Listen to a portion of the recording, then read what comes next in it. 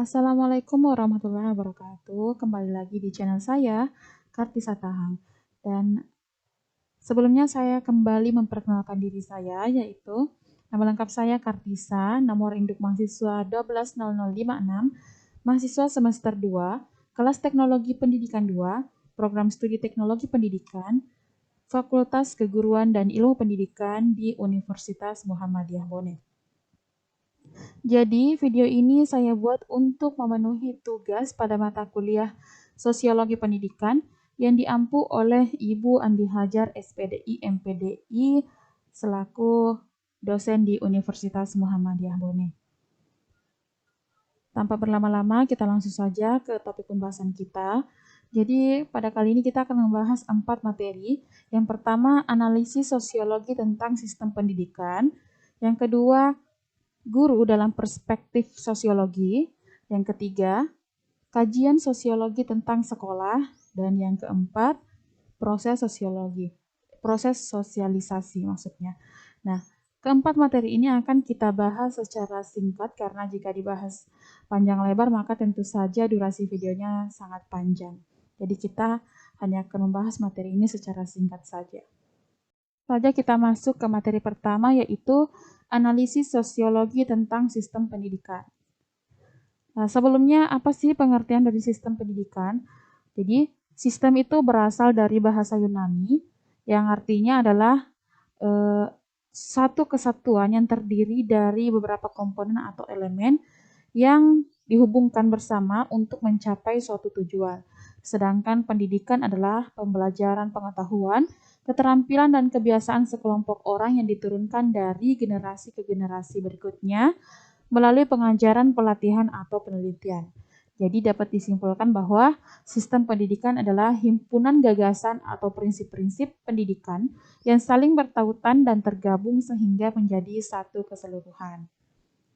Nah, baik, selanjutnya pandangan analisis sosiologi mengenai sistem pendidikan. Nah, jadi ada yang berpandangan bahwa pendidikan adalah usaha manusia optimistik mendasar yang dikenali dari aspirasi untuk kemajuan dan kesejahteraan. Ada juga nih yang berpendapat bahwa pendidikan adalah usaha untuk melebihi kemampuan orang cacat, mencapai kesetaraan yang lebih tinggi dan memperoleh kekayaan dan status sosial. Namun, banyak juga orang yang meragukan bahwa sistem pendidikan apapun mencapai tujuan ini dengan sempurna. Maksudnya, mereka tidak yakin bahwa tujuan pendidikan itu dapat mencapai tujuannya dengan sempurna. Nah, selanjutnya, ada juga yang mengatakan bahwa pendidikan itu mengembangkan setiap orang hingga potensi tertinggi mereka dan memberi kesempatan untuk mencapai segalanya dalam kehidupan sesuai dengan kemampuan alami mereka atau meritokrasi. Nah, ini adalah tujuan pendidikan itu. Dari samping pandangan-pandangan yang saya sebutkan tadi, ada juga nih pandangan negatif tentang sistem pendidikan. Ada yang mengatakan bahwa sistem pendidikan dirancang dengan tujuan mengakibatkan reproduksi ketidaksetaraan sosial.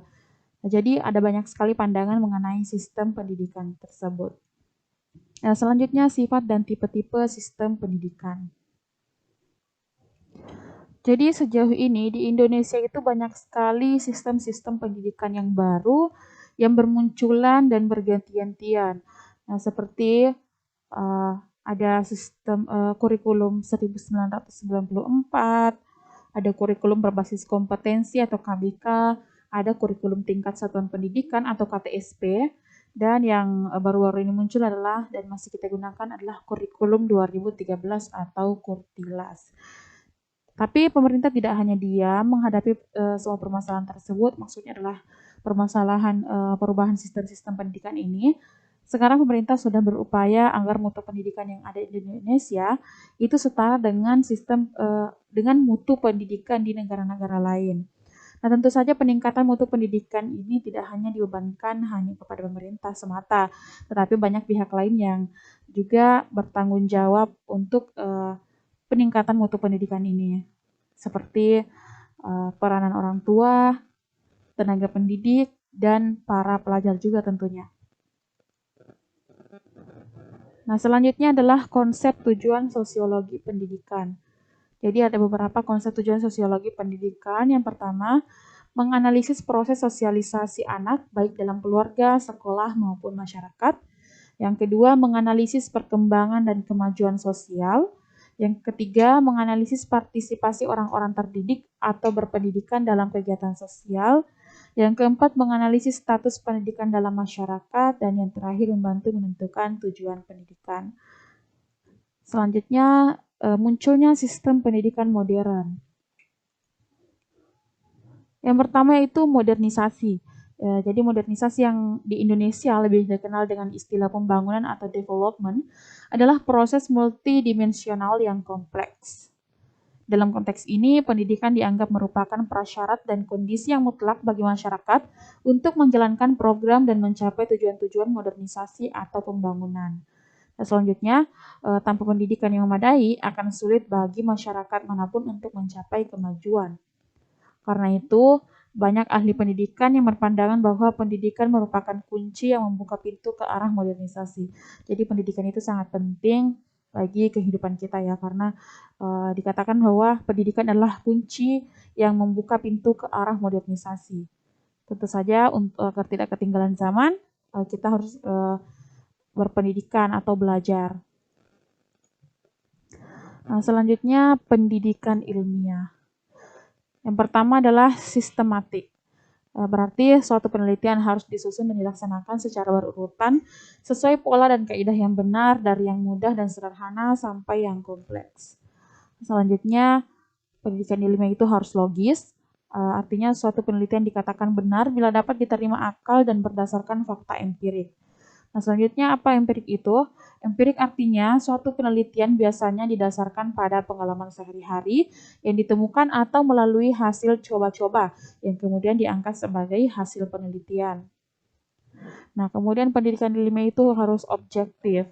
Artinya suatu penelitian menjauhi aspek-aspek subjektif, yaitu tidak mencampurkannya dengan nilai-nilai etis. Dan yang terakhir yaitu replikatif, artinya suatu penelitian yang pernah dilakukan harus diuji kembali oleh peneliti lain dan harus memberikan hasil yang sama bila dilakukan dengan metode, kriteria, dan kondisi yang sama. Jadi itu adalah 5 sifat-sifat yang harus dimiliki oleh pendidikan ilmiah. Nah, materi selanjutnya adalah guru dalam perspektif sosiologi. Nah, pertama pengertian dan makna guru. Jadi ada beberapa pendapat tentang pengertian makna guru. Yang pertama, menurut Kamus Besar Bahasa Indonesia atau KBBI, guru adalah manusia yang tugasnya atau profesinya mengajar. Nah, selanjutnya menurut Fembrianto dalam buku Kamus Pendidikan, beliau berpendapat bahwa guru adalah pendidik profesional di sekolah dengan tugas utama mengajar. Nah, adapun pengertian secara keprofesian formal, guru adalah sebuah jabatan akademik yang memiliki tugas sebagai pendidik. Jadi pendidik merupakan tenaga profesional yang bertugas merencanakan dan melaksanakan proses pembelajaran, menilai hasil pembelajaran, melakukan bimbingan dan pelatihan, serta melakukan penelitian dan pengabdian kepada masyarakat. Jadi ini menurut Undang-Undang Sisdiknas nomor 20 tahun 2003, bab 11 pasal 39 ayat 2. Nah, selanjutnya sifat-sifat yang harus dimiliki guru. Apa saja sifat-sifat yang harus dimiliki guru? Jadi, menurut Purwanto, syarat-syarat guru adalah, atau sifat-sifat yang harus dimiliki guru adalah berijazah, maksudnya syarat-syarat guru adalah berijazah, sehat jasmani dan rohani, takwa kepada Tuhan Yang Maha Esa, berkelakuan baik.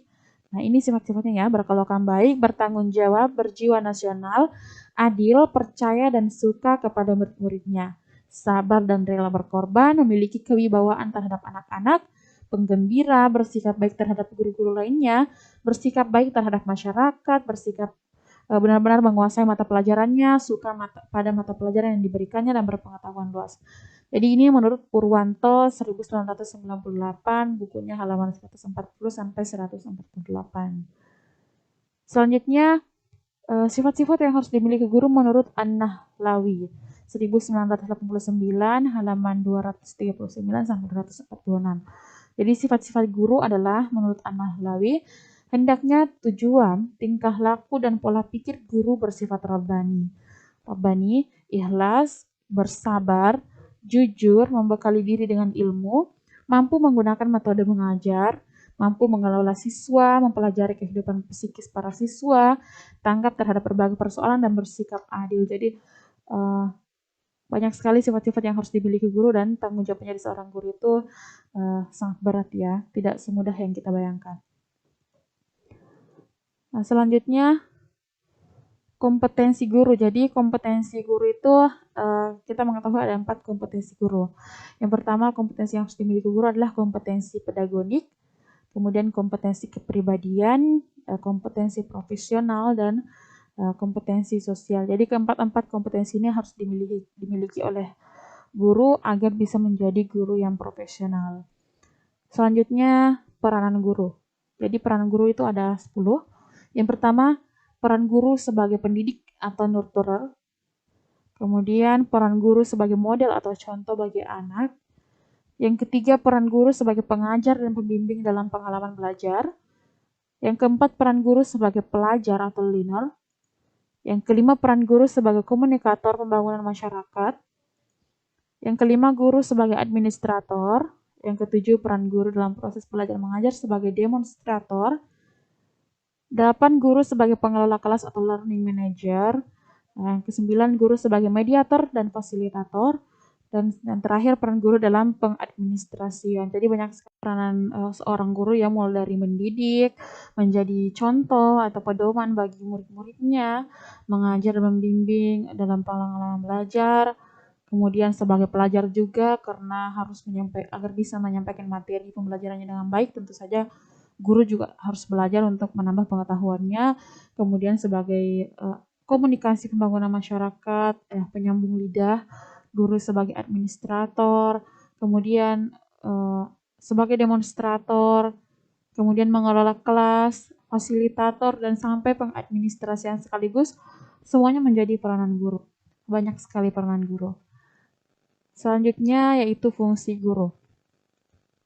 Yang pertama yaitu fungsi guru sebagai designer of instruction atau perancang pengajaran. Ya, jadi tugas guru, fungsi guru adalah merancang bagaimana kegiatan belajar mengajar nanti akan berlangsung. Kemudian guru sebagai manager of instruction atau pengelola pengajaran. Nah, setelah merancang pembelajaran yang akan dilaksanakan, kemudian dia mengelola pembelajaran tersebut agar bisa berjalan dengan baik dan kondusif. Selanjutnya, guru sebagai evaluator of students learning. Artinya guru itu adalah penilai prestasi belajar siswa. Jadi guru harus bisa menilai prestasi belajar siswa betul-betul dengan cermat agar penilaiannya itu tidak asal-asalan ya. Penilaian terhadap siswa itu betul-betul sesuai dengan prestasi siswa tersebut. Kemudian guru sebagai kedudukan terhormat, ya tentu saja sebagai kedudukan terhormat karena bagaimana tidak ya, peranan guru, fungsi guru, kemudian tanggung jawabnya itu yang berat ya. Kemudian dia menyalurkan ilmu ke murid-muridnya, tentu saja menjadi kedudukan yang sangat terhormat. Kemudian guru sebagai profesi, karena ini merupakan sebuah pekerjaan yang didasari dengan ilmu pengetahuan yang sudah diambil dari bangku pendidikan, maka guru dikatakan sebagai profesi. Kemudian guru sebagai status sosial ya.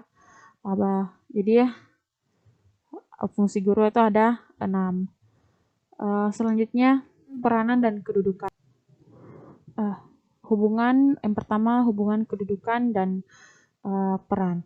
Jadi kedudukan merupakan salah satu unsur baku dalam sistem lapisan dan mempunyai arti yang penting bagi sistem sosial. Sementara itu, peranan atau role merupakan aspek dinamis kedudukan atau status. Jadi apabila seseorang melakukan hak dan kewajiban sesuai dengan kedudukannya, maka dia menjalankan suatu peranan. Nah, pembeda antara kedudukan dan peranan adalah untuk kepentingan ilmu pengetahuan.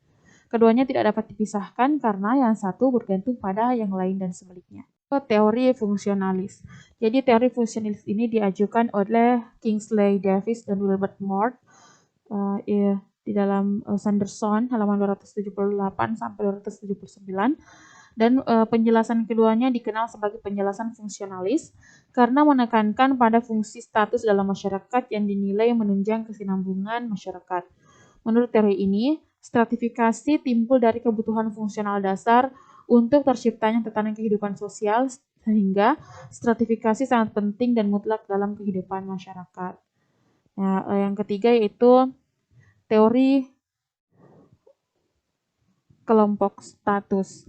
Jadi teori kelompok status digagas oleh Max Weber yang percaya bahwa ada dua tipe kelompok stratifikasi sosial yang berperan penting dalam setiap sistem stratifikasi masyarakat, yaitu kelompok status dan partai. Kelompok status didefinisikan oleh Weber sebagai kelompok yang anggotanya mempunyai gaya hidup tertentu dan mempunyai tingkat penghargaan dan kehormatan sosial tertentu.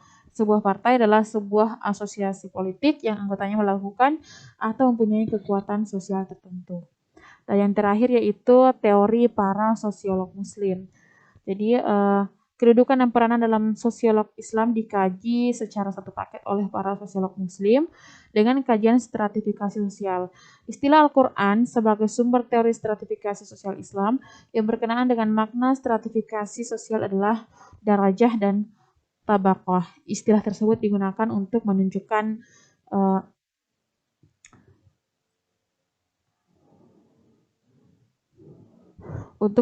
suatu golongan masyarakat. Dalam kesusastraan Arab klasik, kata ini tidak mengandung arti suatu kelompok berpendapatan khusus dan digunakan untuk menyebut suatu masyarakat yang beragam kriteria pikirannya.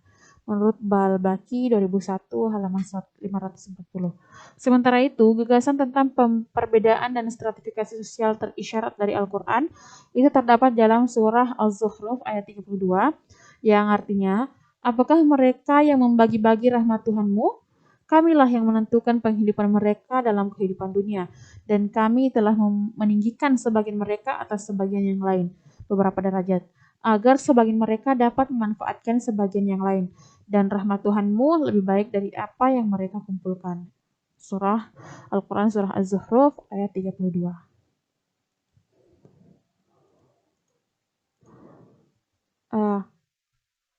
Selanjutnya yaitu materi ketiga, kajian sosiologi tentang sekolah. Yang pertama, fungsi dan peran sekolah. Jadi fungsi dan peran sekolah itu ada 3. Yang pertama, sekolah can do anything, everything, and anywhere. Jadi fungsi dan peran ini sekolah dianggap dan diyakini sebagai lembaga serba bisa dengan dukungan di luar seperti keluarga, masyarakat, dan pemerintah. Yang kedua, school can do nothing. Artinya sekolah hanya meneruskan apa yang sudah ada di keluarga. Kemudian yang ketiga, school can do something. Sekolah merancang secara tepat berbagai aktivitas belajar. Nah, selanjutnya adalah mazhab persekolahan. Jadi ada 2 mazhab yang dikenal dalam mazhab persekolahan. Yang pertama, School Effectiveness Movement atau gerakan sekolah efektif yang didasarkan pada sulitnya mewujudkan pembelajaran efektif, dan School Improvement Movement atau gerakan sekolah bermutu, pada dasarnya reaksi dari gerakan sekolah efektif yang terlalu positivistik. Nah, selanjutnya paradigma perbaikan sekolah. Yang pertama, menurut Haris 2002, penetapan perbaikan sekolah adalah usaha sadar, sistematis, dan berkelanjutan untuk perubahan kondisi belajar dan pendidikan yang lebih efektif sekaligus bermutu. Kemudian yang kedua, menurut Hopkins 1996, perbaikan sekolah sebagai suatu strategi bagi perubahan pendidikan yang memperkaya hasil belajar siswa maupun memperkuat kapasitas sekolah dalam merubah manajemen sekolah. Definisi perbaikan sekolah yang dapat disimpulkan adalah sebagai proses perubahan budaya sekolah itu sendiri. Oleh karena itu, sekolah ditempatkan sebagai pusat perubahan dan guru sebagai bagian intrinsik dari proses perubahan itu. Nah, selanjutnya budaya sekolah. Tipe-tipe budaya sekolah yang cenderung mendukung perbaikan adalah bersifat kolaboratif, memiliki hubungan kerja dengan perguruan tinggi, dan memiliki iklim untuk berubah. Itu adalah tipe-tipe budaya sekolah. Selanjutnya, kita sudah masuk kepada materi keempat, yaitu proses sosialisasi.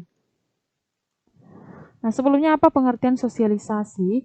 Jadi definisi sosialisasi adalah proses seorang mempelajari proses seseorang mempelajari norma dan keyakinan dari masyarakat tempatnya hidup. Proses seseorang mempelajari norma dan keyakinan dari masyarakat tempatnya hidup. Jadi yang dipelajari adalah norma dan keyakinan masyarakat tempat di mana kita hidup atau kita tinggal, seperti itu. Nah, apa tujuan sosialisasi? Jadi yang pertama, tujuan sosialisasi adalah mengajarkan keterampilan yang dibutuhkan seseorang untuk menjalani kehidupannya. Jadi mengajarkan keterampilan yang dibutuhkan.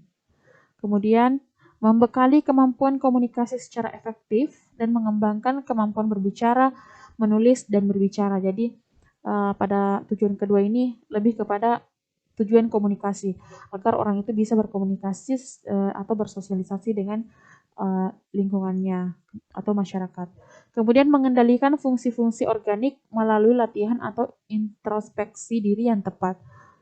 Jadi ini lebih menekankan kepada introspeksi diri atau perbaikan dari diri sendiri dengan perbaikan yang tepat untuk menjadi manusia yang lebih baik. Kemudian membiasakan individu dengan nilai-nilai dan kepercayaan yang berkembang di masyarakat. Jadi ini lebih menekankan kepada beradaptasi terhadap kebiasaan-kebiasaan atau kepercayaan-kepercayaan atau keyakinan atau nilai-nilai yang diyakini di masyarakat tempat kita tinggal tersebut. Kemudian membentuk sistem perilaku melalui pengalaman yang dipengaruhi oleh watak pribadi seseorang, serta bagaimana ia bereaksi terhadap pengalaman itu untuk proses pendewasaannya. Dan sudah jelas ya, ada 5 tujuan sosialisasi. Selanjutnya, macam-macam sosialisasi. Jadi sosialisasi ada 2 macam. Yang pertama sosialisasi primer, kemudian sosialisasi sekunder. Jadi sosialisasi primer adalah proses yang terjadi saat usia belia ketika seseorang masih dalam usia balita atau ini terbilang pada saat masih kecil ya, belum mengerti apa-apa, itu adalah proses sosialisasi primer. Kemudian sosialisasi sekunder itu terjadi setelah sosialisasi primer. Seseorang menjalani sosialisasi sekunder mulai dari usia 4 tahun yang terus berlangsung hingga sepanjang hayatnya. Jadi pada usia kita saat ini itu kita sedang mengalami pada fase sosialisasi sekunder. Selanjutnya media sosialisasi. Jadi media sosialisasi itu bisa dari keluarga, teman sepermainan, sekolah, lingkungan kerja, ataupun melalui media massa. Jadi banyak sekali media-media sosialisasi yang ada di sekitar kita. Nah, selanjutnya tahapan proses sosialisasi. Tahapan-tahapan proses sosialisasi itu ada 4 tahap. Yang pertama, pada tahap pertama, tahap persiapan atau preparatory stage. Kemudian tahapan kedua, tahap meniru atau play stage. Kemudian tahap ketiga, tahap siap bertindak atau game stage. Kemudian final atau tahapan keempat adalah tahap penerimaan norma kolektif atau generalized stage. Selanjutnya pembentukan kepribadian manusia melalui proses sosialisasi. Ya, dimulai dari enkulturasi atau proses pengembangan dari nilai-nilai budaya yang sudah tertanam dalam diri seseorang dan diimplementasikan dalam perilaku sehari-hari. Kemudian pada tahap pembentukan selanjutnya internalisasi nilai-nilai, proses penanaman nilai-nilai dan norma sosial ke dalam diri seseorang yang berlangsung sejak lahir hingga meninggal. Kemudian pendewasaan diri, proses berlangsungnya internalisasi dan enkulturasi secara terus-menerus hingga membentuk kepribadian manusia. Nah, sekian materi dari saya. Ini kita sudah membahas materinya secara singkat saja, 4 materi tadi.